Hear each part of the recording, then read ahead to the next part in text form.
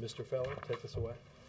Thanks, Robert. Two topics. I wanted to follow up on some of the discussion yesterday about the don't ask, don't tell ruling. Does the President have a message yet for officers and service members on how to react until the legalities are settled? Should gay service members keep their sexuality secret? What I would tell you is that the Department of Defense is working on guidance for the entire chain of command that should be ready and out soon, and I would refer you to the Department of Defense on that. What can you explain is the White House's role, if any, in that discussion? In the guidance? My assumption is, and I will double check, my assumption is people here may have seen it. I don't know the answer to that, though. Let me check on it. Okay. And more broadly, can you describe, since this ruling came down, I guess a couple days ago, what the President's engagement or involvement has been? There've been discussions, obviously, between this building and the Department of Defense and the Department of Justice. The President's been involved in meetings with the Counsel's office to get an understanding of the lay of the land, and has been very involved in this. Ben, you know that the President has, as I stated yesterday after having talked to him, the President believes that this is a policy that undermines our national security, discriminates against those who would sacrifice their lives for their country, and is unjust. That the policy needs to be changed and should be changed. His hope is that the Senate will take up the legislation pending before them to do just that, as the House of Representatives has already done. One last thing on this. I mean, you've just talked about how the DOD is doing guidance and the call to Congress to pass that law, but is the President comfortable with sort of how this stands? And there's a lot of, at this moment, a lot of deferring going on. Does he feel like he needs to, deferring to Congress to pass the law, deferring to DOD to take the lead on responding? I don't know if I mean, there are certainly places obviously the Department of Defense working on guidance for the entire chain of command. That would be the department that would have obviously purview over that. In terms of, I don't think we're deferring to Congress. The President has been active in encouraging and imploring Congress to do the right thing and end a harmful, discriminatory, unjust law. That's been his position for as long as I've worked for him, since 2004. I think we're close. The House has voted on that. And as I said yesterday, the courts have demonstrated that the time for Don't Ask, Don't Tell is coming to an end. There is a legal roadmap that shows that courts are ruling on behalf of plaintiffs and against this law. So I think, as I said yesterday, in discussing with the President, I think this policy, I think the end of this policy, the time for the end of this policy has come, and that it will end quite soon. One other quick topic, please. Can you give the latest assessment from the White House about the peace talks Afghanistan is trying to hold with the Taliban specifically? I mean, should the American people view these as serious talks that could actually lead to some sort of resolution? Well, Ben, as far back as his speech at West Point, he has mentioned an Afghan-led process for reconciliation. We understand that there's certainly a political dimension to ending the war in Afghanistan, as there was in Iraq, and as we've seen and we're likely to see in conflicts that are not going to involve the entire defeat or surrender of and the signing of documents on the deck of a battleship. This process, as we've said and as the President has said, will be Afghan-led, appropriately so. That those that seek to come back into the fold of life in Afghanistan must renounce violence, abide by the Afghan Constitution, and break from al-Qaeda. I would mention that these are talks that are happening at a time in which you have heard General Petraeus discuss the tempo of our operations in Afghanistan. The tempo has never been higher. We have the most resources that we've ever had in the country, and the tempo of those operations also has never been higher. I just follow, Robert. On the NATO subject, are U.S. and NATO forces, as is being reported, willing to help the Taliban leaders, negotiators, get safe passage to participate in talks? I think ISAF has discussed some of their logistical roles in this, and I would point you over to ISAF on that. Okay, on the housing foreclosure crisis that seems to be building, there's growing signs that this is not being contained. What is the level of concern within the administration, and what, if any, new steps are being considered to prevent this from spreading further? Well, Matt, as I talked about the other day, we believe that every servicer should live up to the full extent of the law, and their failure to do so should be met with accountability. We are in full support of what is being done at the State Attorney General level in the announcement of their investigation. We have federal regulators that at FHA who started earlier this summer a comprehensive review of FHA-approved mortgage servicers to monitor the steps in the foreclosure process. That process is ongoing, and last week they expanded that to a full review process. In addition, the Financial Fraud Enforcement Task Force at the Department of Justice is examining the issue, and the Attorney General has discussed publicly that the task force finds, if the task force finds any wrongdoing, that also should be met with appropriate action. This is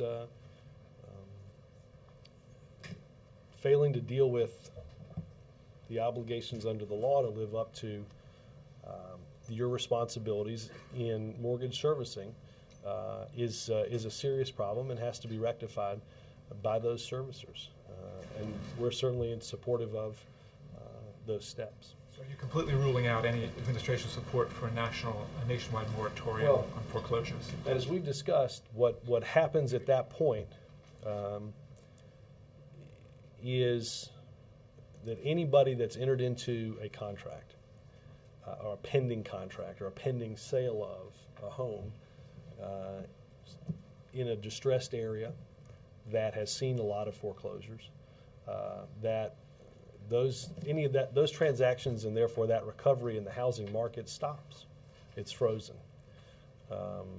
That obviously can have, we believe, and others believe, a very negative and detrimental impact to our economic recovery efforts and the housing market in states that have been hardest hit. We believe the best place to examine this is, as I mentioned, directly with the obligations of those mortgage servicers. Are you ruling out supporting a moratorium? Well, we have, I think we have stated clearly the reasons why we have not called for it and don't altogether think it's the best idea. Yes. On a couple of occasions from the podium, you have talked about how the president hasn't spent a lot of time thinking about his re-election campaign in 2012. Yeah. Now, in light of what the vice president has said, has the president made up his mind about running again? If he has, he hasn't told me.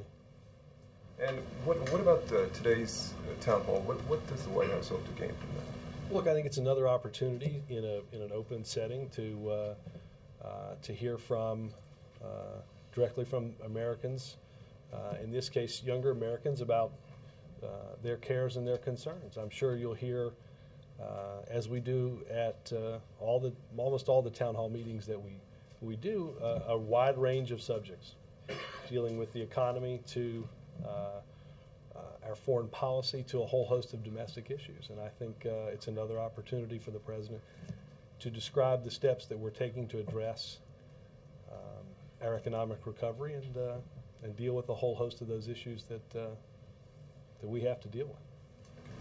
So, going back to the back and forth the White House is having with the Chamber of Commerce, can you respond to the argument that the Chamber is making that this might opening up their books might cause potential harassment to their donors?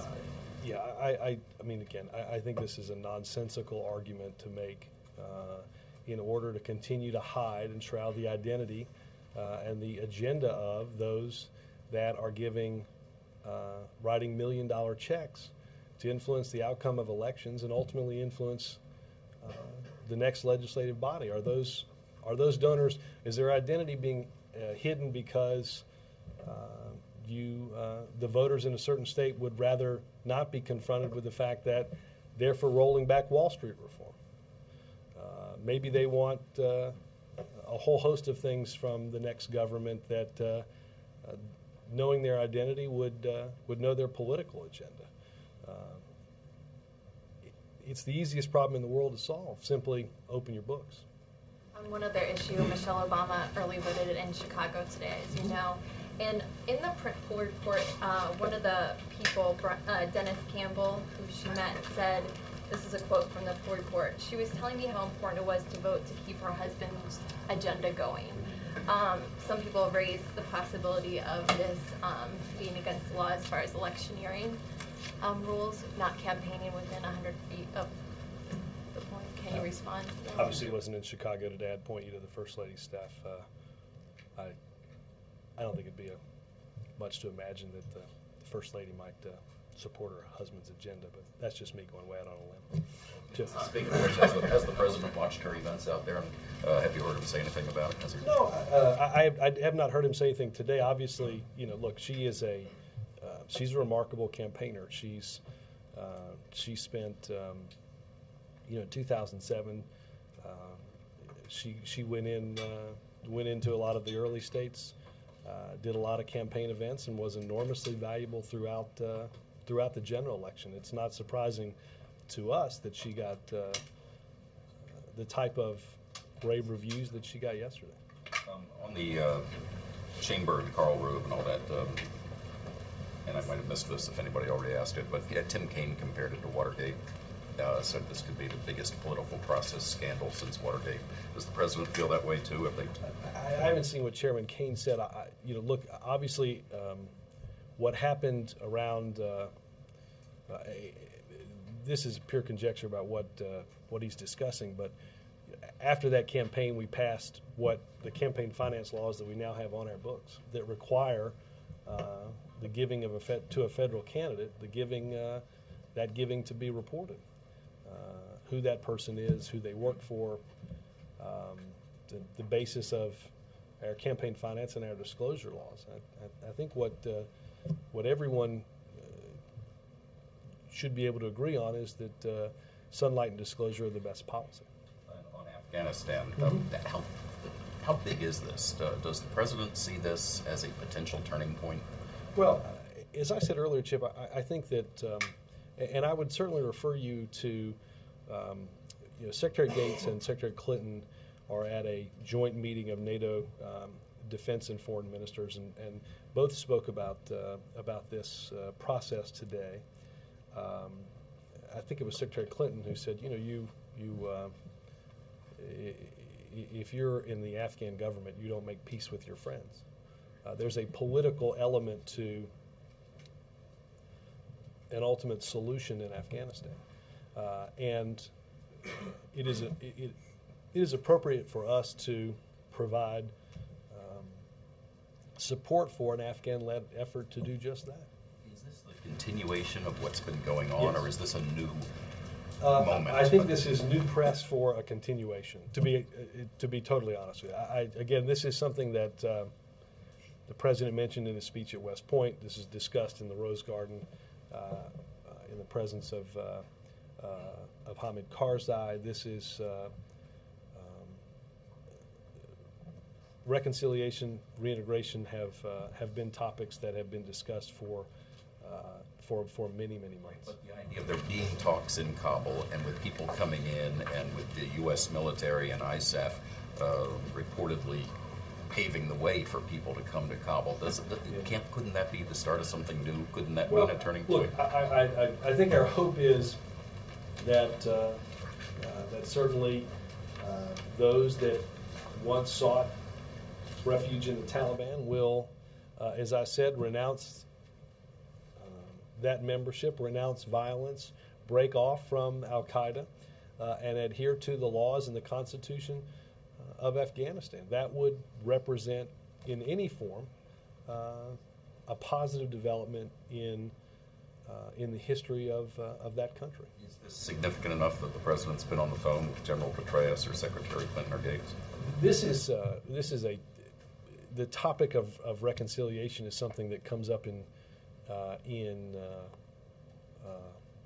every meeting that is done in the Situation Room on this, and if I'm not mistaken, no, he's not spoken to General Petraeus in the last year.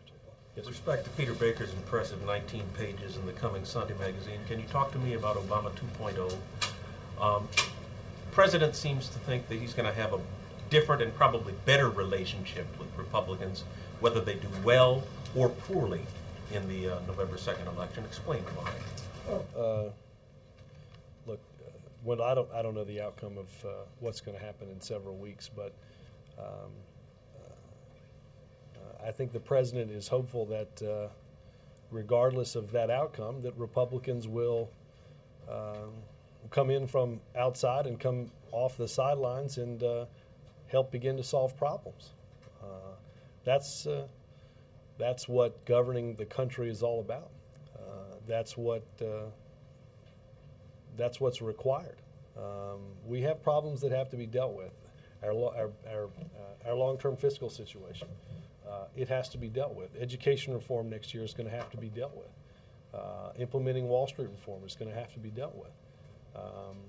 And the president believes that it's possible that Republicans will actually begin to take part in that.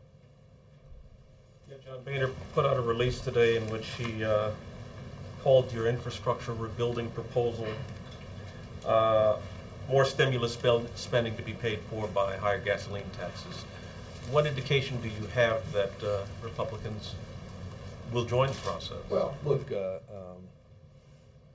I think that the message that voters have sent for years now is stop bickering and start working. We're hopeful that eventually that message reaches even John Boehner. Chuck. A couple things. You mentioned in the Afghanistan, the tempo has never been higher. Mm-hmm. So you believe we should draw the conclusion that with the surge fully in place, you think that is what is sped up reconciliation talks? Well, look,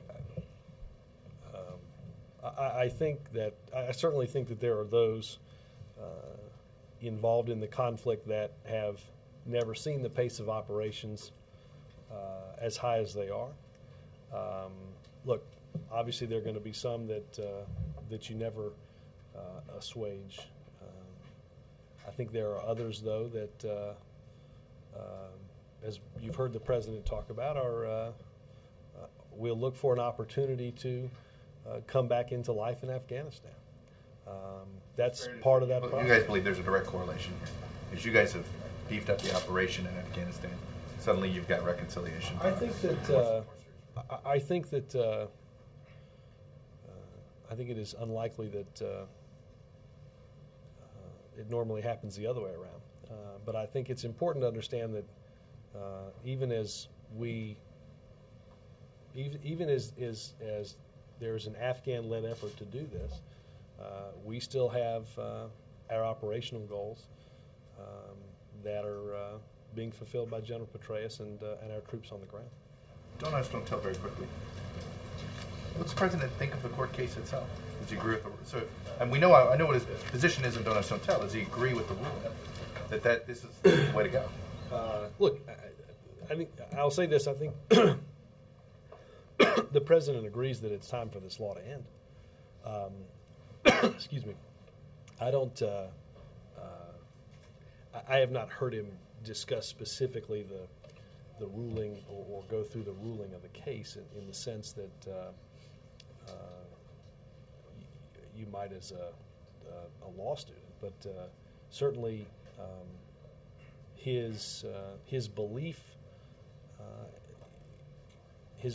about the injustice that's done, the discrimination that's done, all part of what frames his view that it's time for this law to end. Is it fair to say that he wishes this were not done through the court process, that this had been done through Congress and the Department of Defense? Yeah, I mean, that's the process that the president has through the legislative process begun the repeal of the law, and through the work of the Department of Defense, the chairman of the Joint Chiefs, the Secretary of Defense, and the other Joint Chiefs, working through how to ultimately transition from one to the next. And I think it's clear, based on the cases that you've seen around, not just this case, but other cases, that that don't ask, don't tell is not going to last much longer. Does Justice have to challenge the ruling? I'm sorry. That's okay. I'll just say, Wendell, news on that will be you'll hear from or come from the Department of Justice. This week, should we expect something like that this week? Again, I'd stay in touch with Justice. But is there Justice ordinarily bound to challenge a judge's ruling that strikes down existing law? Again, without getting into what might happen, I would just stay in touch with Justice. Very quickly, everybody else is setting expectations for you guys in the election. What's a win? What's a win as far as the White House is concerned? Nice try. Is holding Congress the what's a win? I've said I expect that we will hold Congress. And if you don't, that's a loss as far as you guys are concerned. Don't have my wallet with me, and no, but I mean, you guys know what's winning and what's losing. I've said clearly that I think on election night we'll retain both the House and the Senate. John. From your answer to Wendell's question, it sounds like you did read the New York Times Magazine piece. I did. Okay. Can you elaborate a little bit on what the president meant when he said there's no such thing as a shovel-ready project? Does that mean that the stimulus on the infrastructure side has not been helpful to the economy? No, I look, there are more than 75,000 job-creating projects have been started as a result of the infrastructure investment in the Recovery Act. Did every project start as quickly as you would have hoped? No, but 75,000 have. Investment in each state in improving the infrastructure, the roads, the bridges, the airports, fundamental investment in building a foundation for a stronger tomorrow, which was necessary and needed, and has created jobs, has led to economic growth. The president has no second thoughts about that. Do you think that the timing of this self-criticism is helpful to Democrats going into this election? No offense, I don't think I don't know how many people will read the New York Times Magazine. Okay, and one more question on something else. Okay, from the Wall Street Journal, like tearing that. Said could be said and underscored for the Wall Street Journal. Go ahead. MTV has asked some of the people who submitted questions if they also have light questions regarding pop culture, and I'm wondering do you think that the president wants? I think I'm the last pop culture person that anybody's going to want a question from. I mean, does the president want these things to be lighthearted, or does he want some harder-hitting questions and say he got at George Washington University? What good is? What in George Washington University at the town hall? Look, Jonathan, I've been doing town hall meetings with the president since 2004. I don't know how many hundreds we did in 2007 and 2008, and we've continued to do them in 2009 and 2010. I don't recall ever coming back thinking, boy, that was a series of easy questions, because the issues that we're dealing with in this country right now, from economic recovery to the challenges that we have overseas and in Afghanistan, there aren't any easy issues. I don't. Lobsters or freeze? No comment. I wasn't asking. I know. But, you know, look, do I think that, do sometimes people ask questions about, you know, something that doesn't involve a piece of pending legislation before a subcommittee in front of Ways and Means? Sure. That's just human nature. Do you know if the White House approached MTV and BET and offered the president for a town meeting, or was it the other way around? I thought it was an invitation from them, but Mark, let me check. I mean, they have handled the logistics for this. And on Don't Ask, Don't Tell, if you say the president agrees it's time for Don't Ask to end, he thinks it's unjust, discriminatory, why isn't he celebrating the court ruling? Say, great, it's over. Don't enforce it. Well, obviously there is, as I said yesterday, Mark, there has to be an orderly transition. That's what the president has worked on with the secretary and with the Joint Chiefs. I think it's safe to say the president believes that the court has dealt another blow, as the House of Representatives vote did, to ending this law. As you said, a law that the president believes is discriminatory and unjust. I think, again, the court demonstrated that the life expectancy of this law is coming to an end. The court said it was at an end. And I think it will be at an end very soon. I'll come around. Mr. Dorning, welcome. Thank you. On Afghanistan, Secretary Clinton was talking about red lines in these talks. We're talking about quote-unquote red lines in these talks. Can you tell us give us a better sense of what the U.S. red lines are, and does that include, for example, allowing the Taliban to continue as a political movement? You know, let me get some. Let me see what she was discussing in that interview. I don't remember seeing that particular line. This obviously is an Afghan-led process. They are, as we provide help, this is something that is up to the Afghans to lead and the Afghans to construct. But if we have red lines, when you say red lines, it usually means those are strict lines that we think shouldn't be crossed. Well, again, we have enumerated that that must include, as I've said, renouncing violence, breaking from al-Qaeda, and ensuring that your willingness to adhere to Afghan laws and the Afghan Constitution. Would that include just allowing the Taliban to continue as a You know, again, I don't. I'm not an active participant in the talks. Another easier question. You guys are going to Delaware tomorrow, where the Democratic candidate, I believe, is 19 points ahead in the latest public opinion poll, and the Republican loser has declined to endorse the Republican candidate.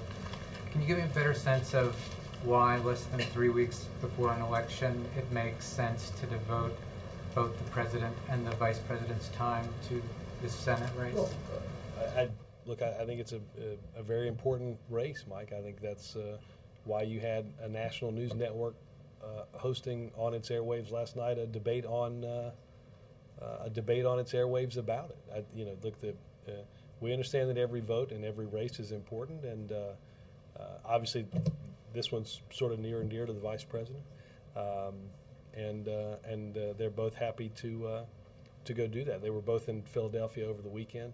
The president and the first lady will be together this weekend, and it's an important race that we certainly hope and expect to win. Is the president going to do early voting in person? No, he is. He's going to vote by absentee. He has requested the ballot. I believe the ballot is somewhere in the building. I think he has it. You said yesterday the president hoped to speak with the CEOs of some of the companies that were involved in the rescue. Has that happened? I will check with OP on that. I know they had gotten some numbers, but I don't know the answer to that. Also, are there ways in which you expect this afternoon's town hall to be fundamentally different from Tuesdays, or is it sort of same thing, different venue? Well, I don't know what the participants will ask. I don't doubt that there's an element of commonality in a number of the questions that you hear throughout the country in town halls. So, look, I think there'll be some overlap on topics as you always hear, but I have no idea what they'll ask. Robert, you said that the president is hopeful that after the election, the Republicans will come off the sidelines and participate more. He's been hopeful before of Republican participation that he hasn't. Hope's kind of big with us. Hope's big with you, yeah. And does having more Republicans in Congress give him more leverage to bring them into the game, or well, again, is there something more than hope here? I think there are a series of problems that are going to be dealt with and have to be dealt with by both sides.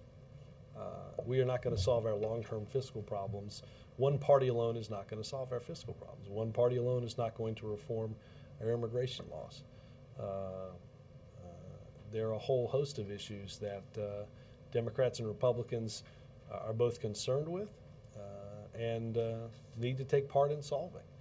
The president has remained optimistic and hopeful throughout the process that Republicans will, at some point, as I said, come off the sidelines and begin to participate in the act of government. The president remains hopeful that that will happen. By having a larger Republican presence or outright control, though, will he be using words like obligation to participate? Will he be making clear that when you take an oath to you largely take an oath to obligate to participate? That's what their job is, drawing a paycheck to do that. We'll see if they begin to earn some of that money. Robert, you were asked previously, I think it was yesterday, whether the president believes "don't ask, don't tell" is constitutional or unconstitutional. I've not gotten anything else on that. He's talking wrong, unjust, discriminatory. All right. I can ask about the trade deficit. It's back up again sharply this month, and it's at its highest level ever against China. Mm-hmm. Isn't it time to get something done about the currency? Well, look, which is why the president raises it in meetings with the Chinese, why the secretary and others have been involved in pushing the Chinese government to take action on its currency. Absolutely. The legislation that was passed in Congress is a reminder, as I've said here, of the extent and the concern about this issue. It's not just something that's here at the Department of Treasury. It's on both sides of the aisle, and it's on both ends of Pennsylvania Avenue.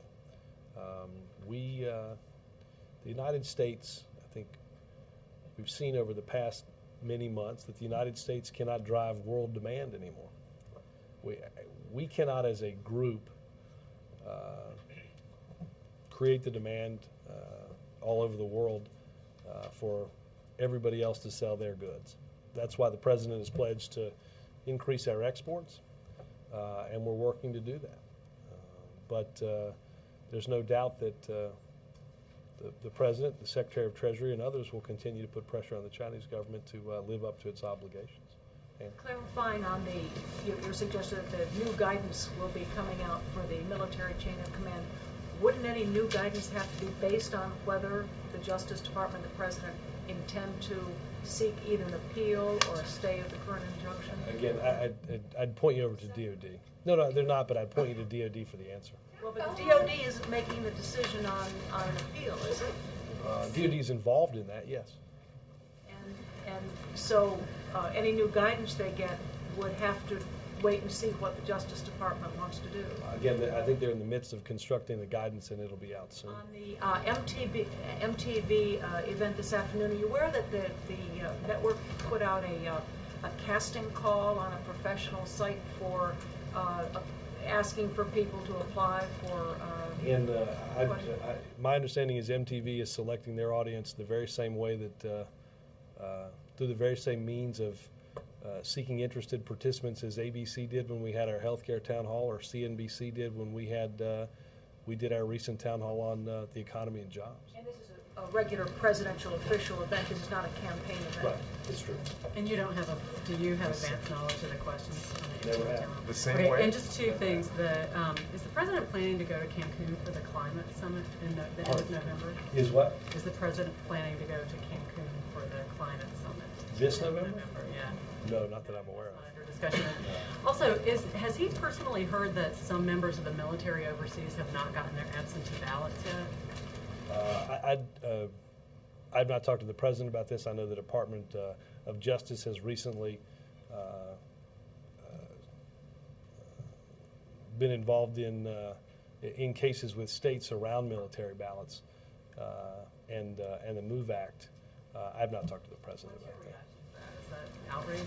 Well, again, I think the Department of Justice has said quite clearly that states must comply with the law. Robert, there have been some recent polls out showing that the president's approval rating among young people has taken a pretty precipitous dip.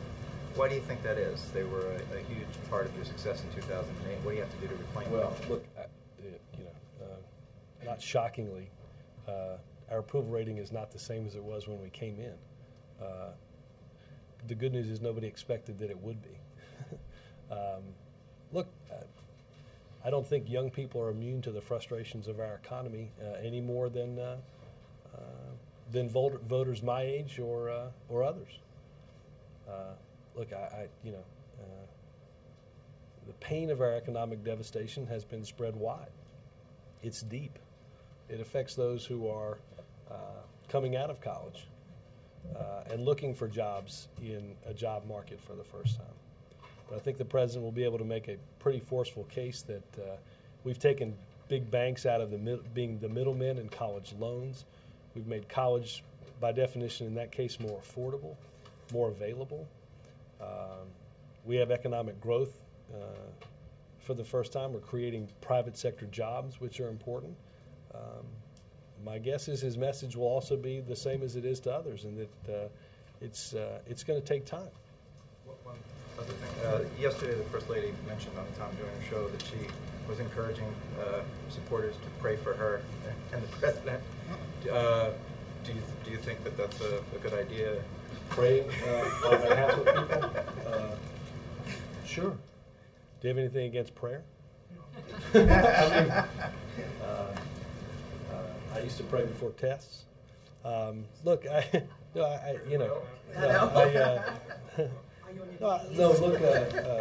but let's be serious. In church they pray for. We pray for our troops. We pray for those in harm's way. Each individual may pray for people that are important to them, and I think the president is always uplifted by those when they pray on for him and for the country. April. Robert, going back to this event this afternoon, what is the specific youth demographic that you're trying to reach? I've been told today that by David Posidis of the Joint Center for Political and Economic Studies that African American and Latino youth are younger than white youth. So what is your demographic that you're really trying to reach in the younger? I don't know the answer to that. I think the demographic for the town hall is, I think youth in this case is considered under 30. But look, I don't. I don't know if there's a demographic standard for such. I think that's what's those are those that are participating in the event itself. But look, I think you're talking about people that are that participate in our democracy that are near the voting age, that are in college, that are just coming out of college, that are young professionals. So look, I think it's a whole host of different ages. And also, do you have a definitive answer as to when President Obama last spoke with Nancy Pelosi? I asked that a couple of days ago. I believe it was during the meeting that she was last here. If that was the date, then that was the case. I know I think the vice president is supposed to speak with her at some point today. But understanding that he's going to go on the campaign trail with Harry Reid, do you think that's a long period of time not to speak to the leader of the House, who's in his party? No, I think the Speaker, the President, the Senate Majority Leader are clear about what we need to do in the remaining few weeks. Margaret. So we got this like really busy domestic political season, and then he's leaving almost immediately for India. And what I'm wondering is, in between, is he trying to make some time to get ready for that trip? He has not been to India before at all, has he? Is he building into his schedule over the next few weeks some time to meet with Indian Americans, to read any literature, to study up on the Diwali, and can you describe any of that? Let me get some better. I've not certainly seen. I mean, there's regularly scheduled national security staff time. I know there's been a lot of staff meetings about our itinerary and our list of events. But let me see if I have can get a longer answer from them on some of that. Karen. Yeah. So thanks, Robert. The very first question I asked you on Tuesday was whether there had been any discussion of how to bring DOD into compliance with the injunction. It's now 48 hours later. There's been nothing, to this very minute, there's been nothing yet out of you guys or DOD or DOJ on how to bring them into compliance with the injunction. Meanwhile, as first reported by the New York Times this morning, I've also verified this myself, you know, there are recruits walking into, hopeful gay recruits walking into places trying to enlist and being turned away by recruiters, one specifically Omar Lopez in Austin, Texas. Are you saying, I know you said that DOD is going to be issuing guidance on this, but you seem completely deferential to them. Are you saying the White House has no concern and bears no responsibility for the fact that DOD seems to be out of compliance and potentially in contempt of court? Well, I'm not a judge or have a legal degree in terms of the last part of the question, Carrie. We have been in and are working with DOJ and DOD regarding the legal questions surrounding the judge's ruling. I expect, as I said earlier, that DOD will have guidance soon, and I would stay tuned to the Department of Justice for news or developments on the legal side. Have there been any back and forth between the White House and the Pentagon on what to do about this, on the fact that they're, I mean, these recruiters I don't know the nature of every discussion, Carrie, but the White House counsel has certainly been in touch with the counsel at the Pentagon over the course of the past 48 hours, yes. And what is the nature of that conversation then? I've not been in most of those discussions, Carrie. Again, I think they are working through legal issues, and I would point you over to the Department of Defense on that. Is the president concerned about that? I mean, the fact that the DOD Absolutely. isn't. Yep. Look, as I said to an earlier question, I think the president clearly has been involved in and been in meetings about our policy, about the steps that we're taking. I came out yesterday only after I'd talked to him about the case itself. So yes. And one last question. Sure. Thank you very much. In the lame duck session, you've talked about being hopeful that the Senate will actually pass this. Will the president actually lobby senators and work to make that happen? I mean, will he be reaching out to people along with Secretary Gates, perhaps? Well, I know that the president, it's an important priority of the president. It has been for a long time. We've made progress in the House, and I anticipate, yes, that the president will be involved in moving that important piece of legislation that contains a repeal of Don't Ask, Don't Tell in it. So actually talking to senators. I think, again, the president believes it's time for this policy to end. That the best and most durable way for it to happen is through legally repealing it. That's what he's supported. That's what he's worked with members of the House to get passed, and will do so in the Senate as well. No commitment on talking to senators. I just said that he would be very actively involved in that. If that Carrie involves talking to senators, absolutely. Does that involve staff here talking to the staff of senators? Absolutely. I don't. I think you took yes for a no. Sam. Is it unusual that the president would go more than 2 weeks without talking to the Speaker of the House? Not that I'm aware of, no. I mean, do they regularly go that length of period without speaking?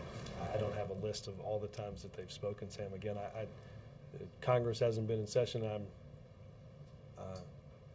fairly clear from every part of this White House what our objectives and goals are for the next several weeks heading into the election. You can see how that would seem odd, though. I mean, it's No, not actually. no. Did she have an Bill? email address?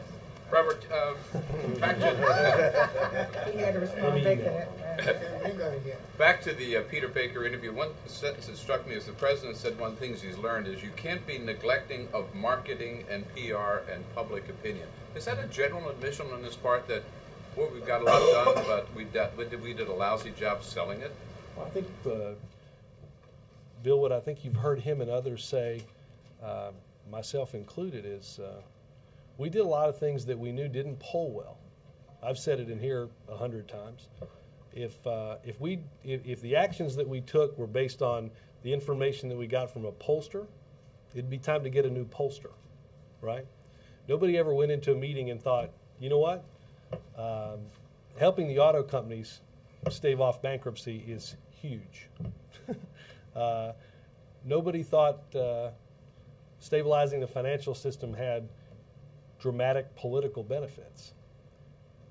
Leading the country, though, is about doing what's right when it has to happen, not waiting for it to be politically popular. But he seems to be saying it wasn't enough to do it. We should have been better salesmen. I don't think anybody would dispute that. And was he particularly talking about the health care reform legislation, or just in general?